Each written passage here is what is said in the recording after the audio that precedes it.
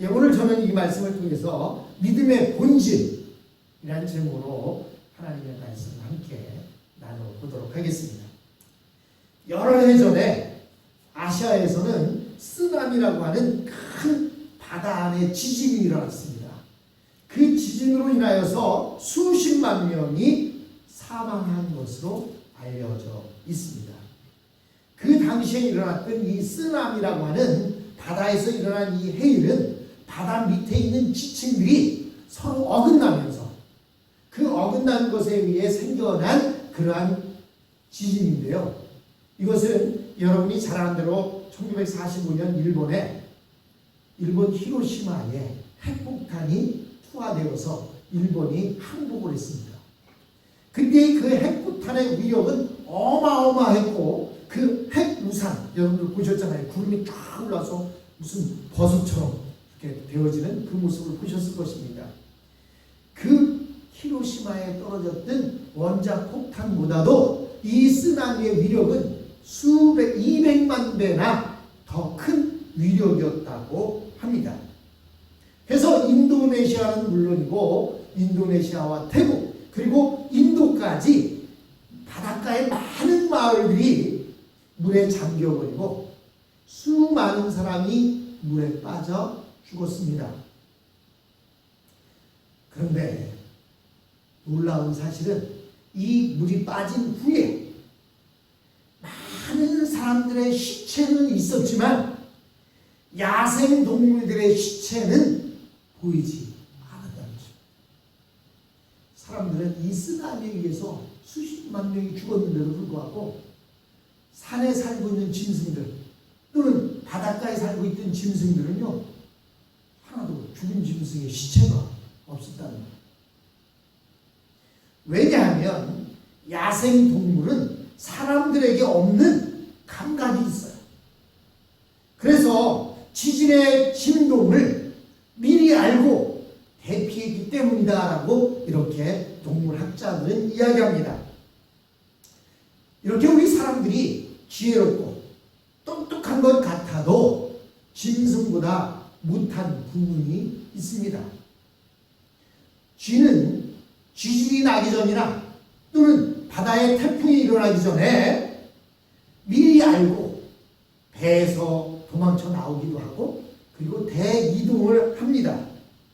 또 새들이나 들짐승들도 지진이나 재앙이 일어나기 전에 감각으로 느끼고 이상한 소리를 내면서 그들이 피신을 한답니다.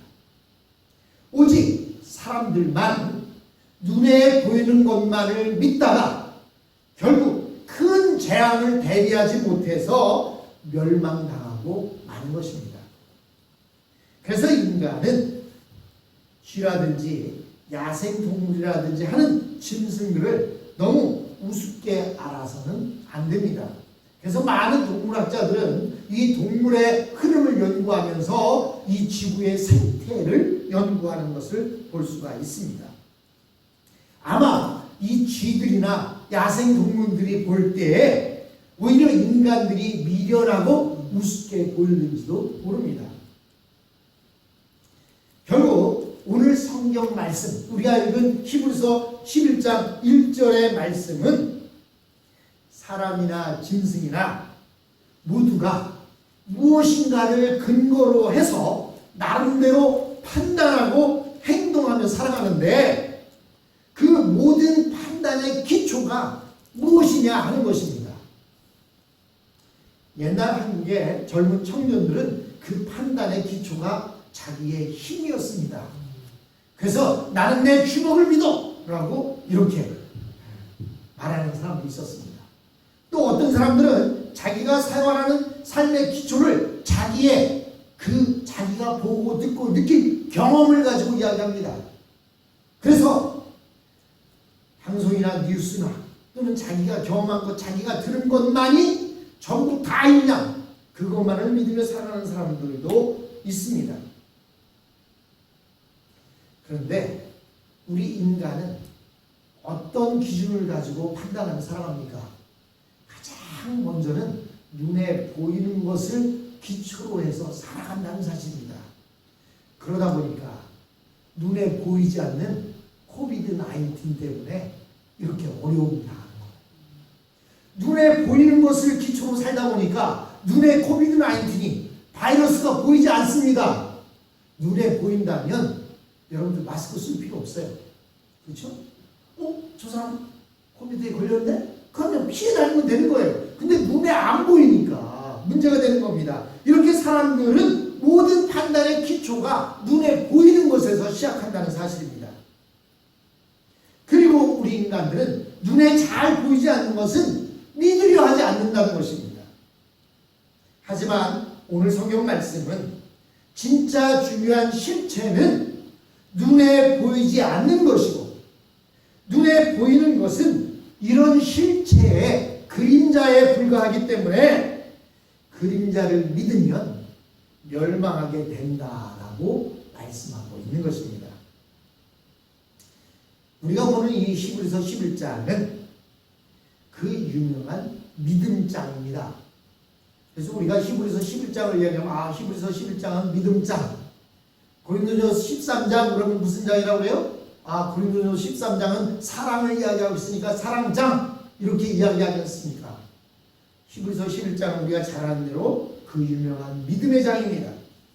본문에서 히브리서 저자는 사람마다 나름대로 무엇인가를 믿고 사는데 그 믿음의 근거가 어디에 있느냐에 따라서 생명과 사망으로 나뉘어진다라고 강조하고 있습니다.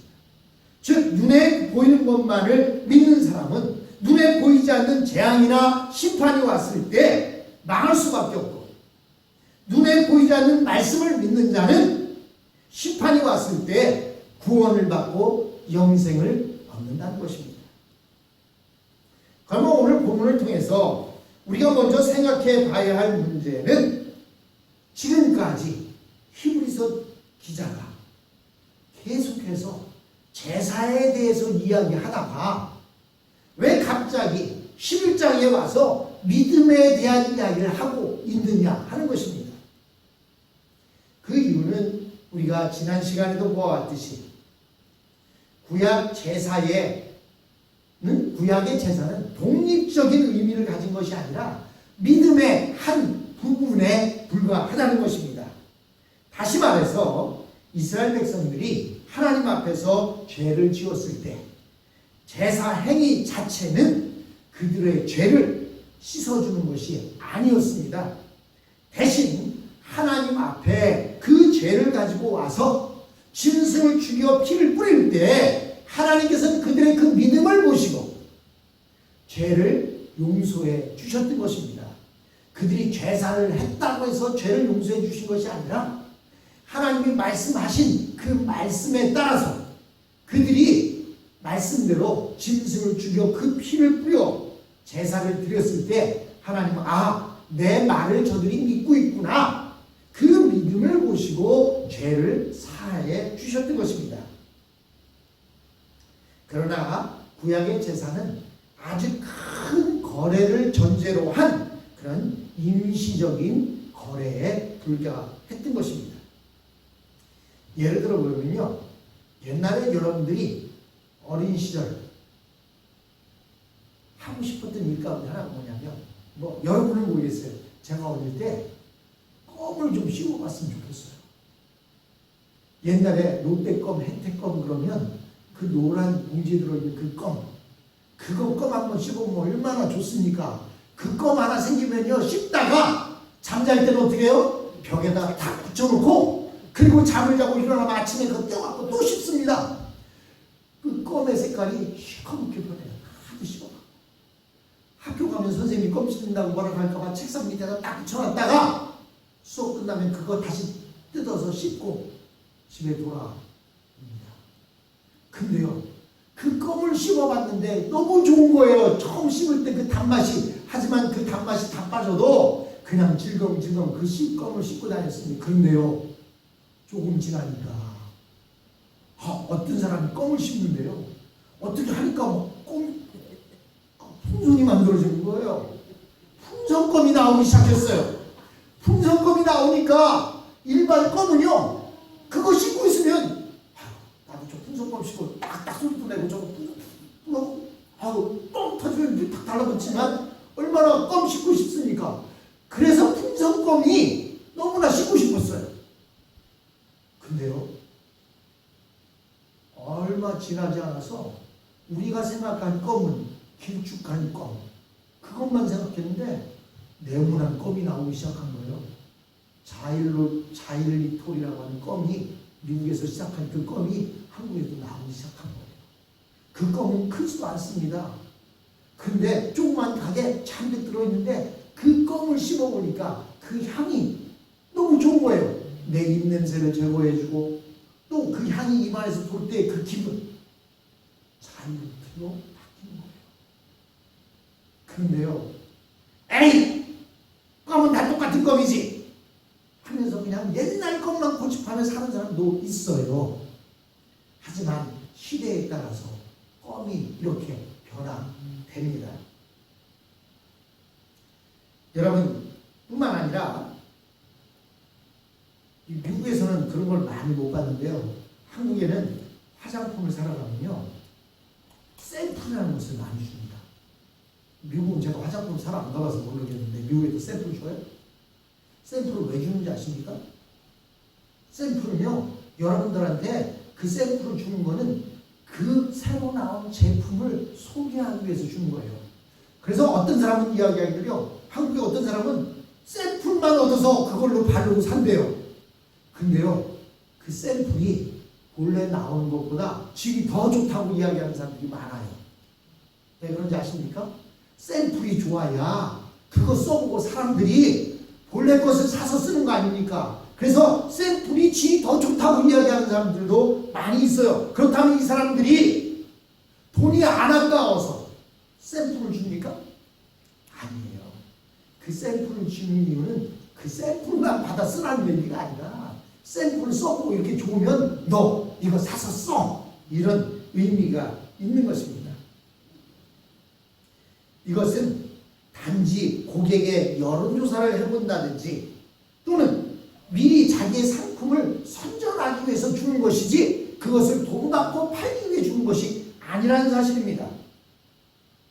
마찬가지로 구약의 피의 제사는 앞으로 그리스도께서 오셔서 행하실 큰 구원의 샘플이에요.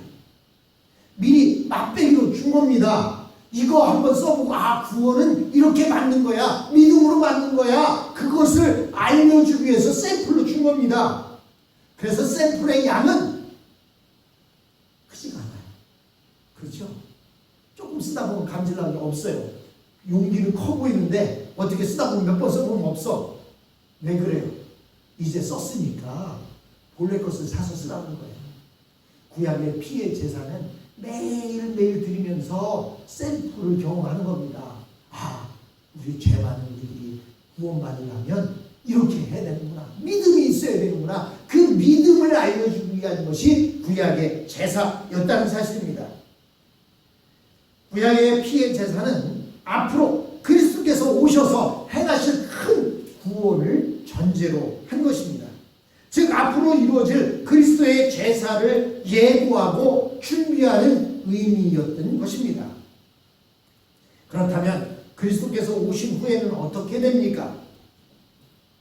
여러분, 본 제품이 나오면 그 다음부터는 샘플의 숫자가 점점점 줄어들다가 어느 순간에 샘플이 싹 없어져 버립니다. 왜 그런지 아십니까? 안 그러면 아까 제가 말씀드린 대로 그 샘플만 얻어다가 쓰면 장사가 됩니까? 안 됩니까? 그래서 본 제품이 나오면 샘플은 서서히 남아있는 거 다 소비되면 끝나고 마는 것입니다. 즉 앞으로 이루어질 그 구약의 제사가 그리스도의 제사로 바뀌는 그 과정 속에서 예수님이 오시면 어떻게 되겠습니까? 그리스도의 제사가 너무나도 강력하고 완벽하기 때문에 구약의 피의 제사는 완전히 자취를 감추어버리고 마는 것입니다. 그런데도 예수님이 오셨는데도 구약의 제사만을 고집한다면 어떻게 되겠습니까? 예? 그것은 본질을 흐리고 있는 것이고 본질을 알지 못하는 것입니다.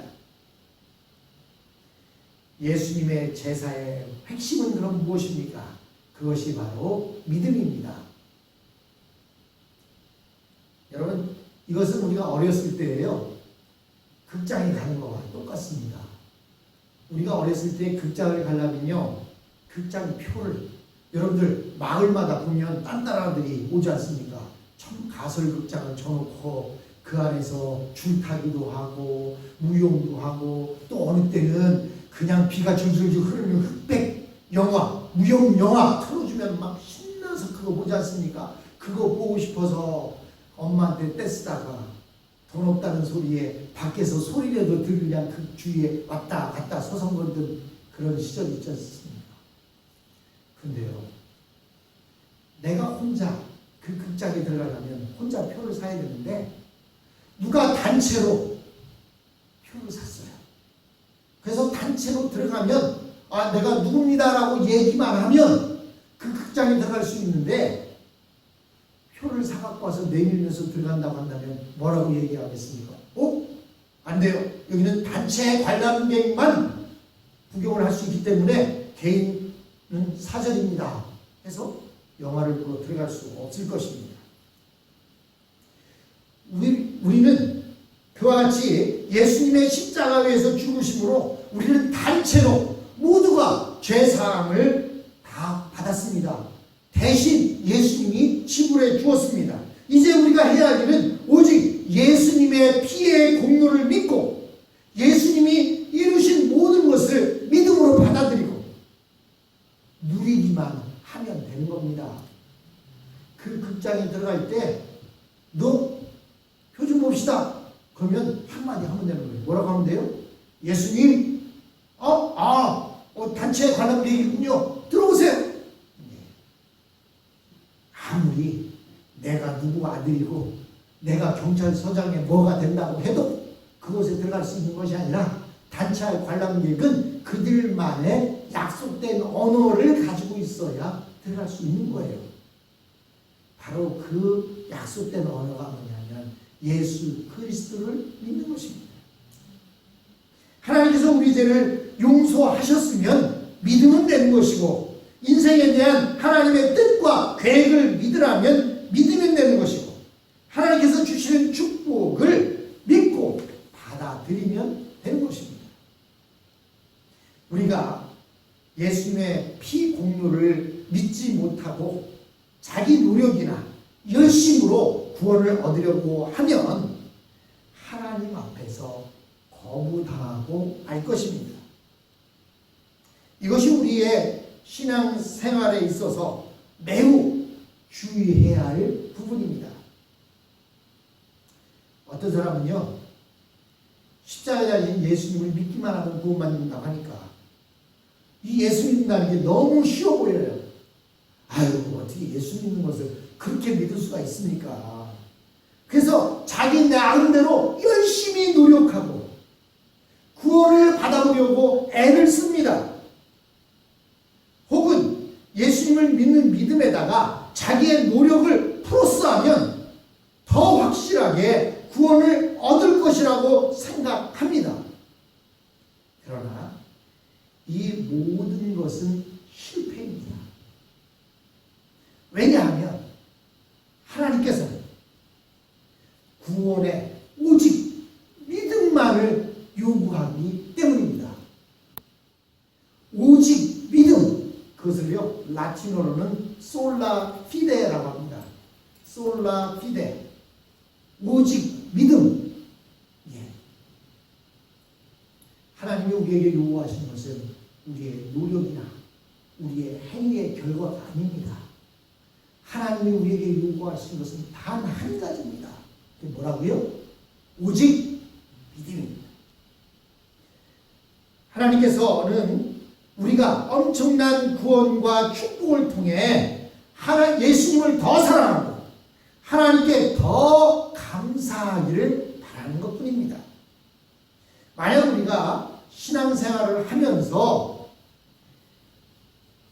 믿음만으로 구원받는 것이 불안해서 자기 노력을 통해 구원을 얻으려고 할 때에는 자비로우신 하나님이 아니라 공의의 하나님, 성난 모세를 만날 것입니다. 어느 누구도 믿음이 아닌 행위로는 절대 구원의 문으로 들어갈 수가 없습니다. 우리가 믿는다고 하면서 자기 노력이나 공로로 하나님 앞에 나아가려고 할 때 우리는 실패할 수밖에 없습니다. 천국문은 이상하게도요, 자기 노력이나 자기 열심으로 구원을 얻으려고 할 때 점점 작아진다는 사실입니다. 어느 정도로 작아지냐면 내 노력을 수반할 때 점점 작아져서 바늘기만하게 작아집니다. 그래서 절대로 누구도 통과할 수 없을 만큼 천국문이 작아진다는 사실입니다. 그러기에 우리는 내 자신의 노력이나 내 자신의 의를 벗어던지고 내 힘으로는 할 수 없습니다. 주님만이 하실 수 있습니다. 주님만이 나의 구원자요 주님이십니다 라고 고백하게 되면 그 천국문은 점점점 넓어져서 우리가 자유롭게 들어갈 수 있게 되는 것입니다. 어떤 의미에서 우리가 그리스도 안에서 할 수 있는 것은 아주 단순한 것입니다. 예수님이 해놓으신 것을 믿고 예수님을 통해 하나님이 주시는 축복을 믿음으로 받아들이기만 하면 되는 것입니다.